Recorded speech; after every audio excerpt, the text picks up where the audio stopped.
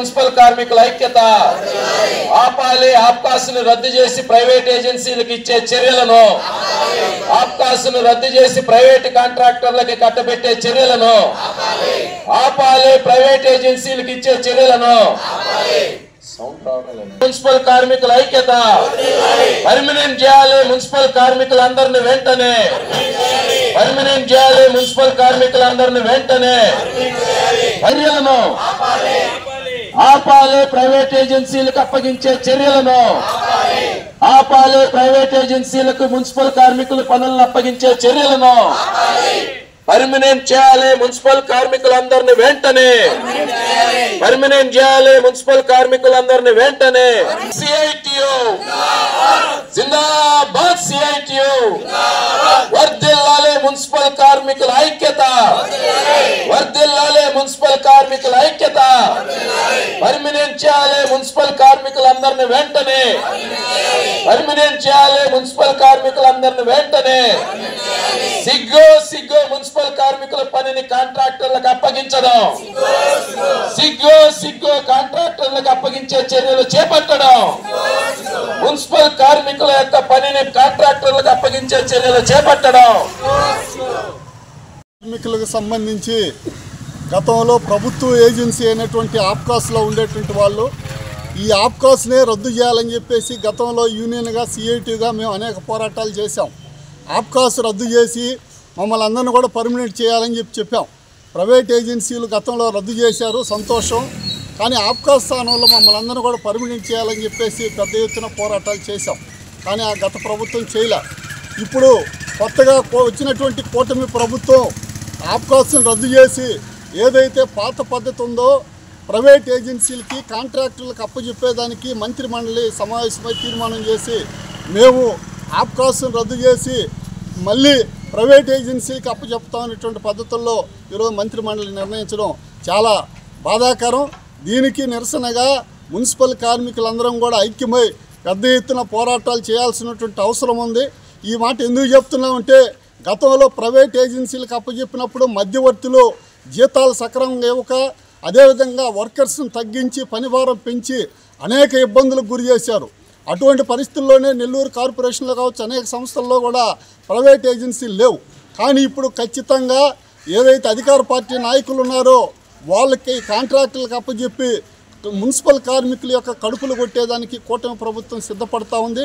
దీనికి వ్యతిరేకంగా మున్సిపల్ కార్మికులందరం కూడా ఐక్యంగా పోరాటాలు చేయాలని చెప్పేసి సిఐటిగా AP municipal workers and employees యూనియన్గా పిలుపునిస్తూ ఉన్నాం.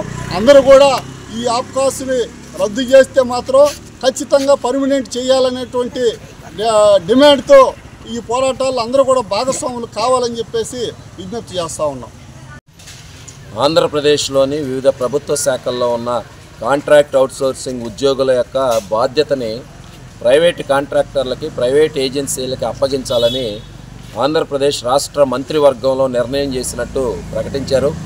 దీన్ని మేము సిఐటిగా తీవ్రంగా ఖండిస్తూ ఉన్నాం.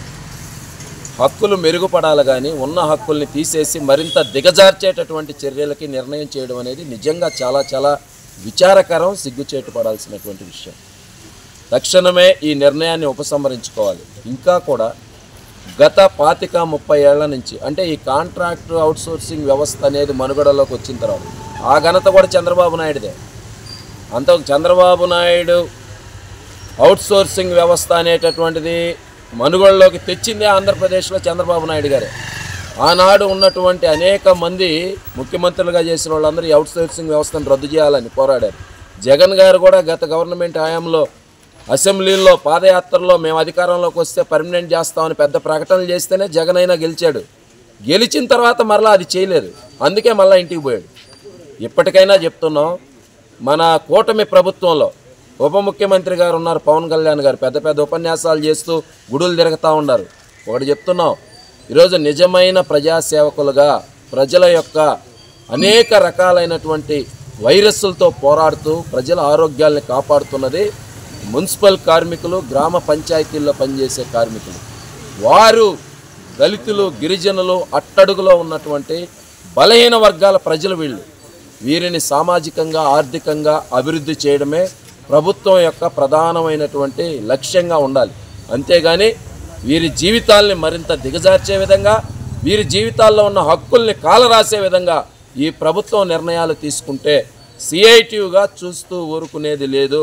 ఖచ్చితంగా నెల్లూరు జిల్లా నుండే ఈ మున్సిపల్ కార్మికుల ఉద్యమం కానీ, కాంట్రాక్ట్ అవుట్సోర్సింగ్ ప్రభుత్వ శాఖల్లో ఉన్నటువంటి ఉద్యోగులందరినీ ఐక్యం చేసి ఈ నిర్ణయం ఉపసంహరించుకొని వీరిని పర్మనెంట్ దశల వారీగా పర్మనెంట్ చేయండి.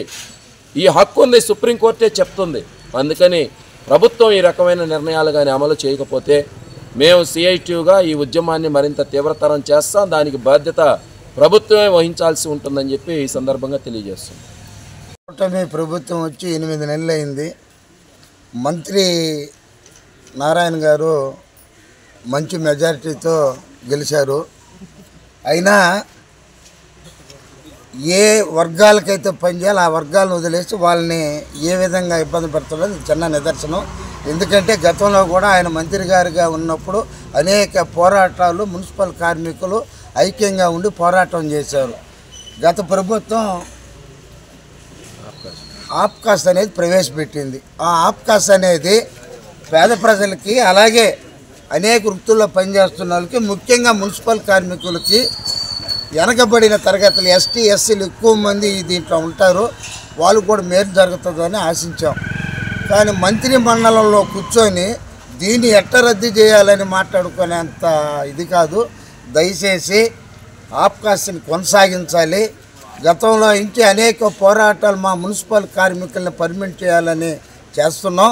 దాన్ని అమలుపరచాలని మేము సిఐటిగా వారికి విజ్ఞప్తి చేస్తున్నాం.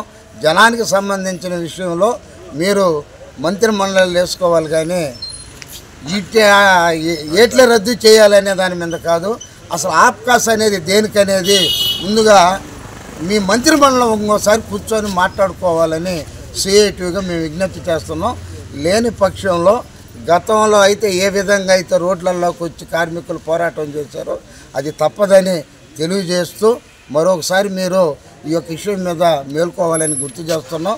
అలాగే దాదాపు 1.5-2 లక్షల కుటుంబాల పైన నగరంలో 54 డివిజన్లలో ఉన్నాయి. గతంలో ఉన్నవారు తప్ప కొత్తగా ఎవరిని చేర్చుకోలేదు. పని ఒత్తిడి కార్మికుల మీద విపరీతంగా పడింది.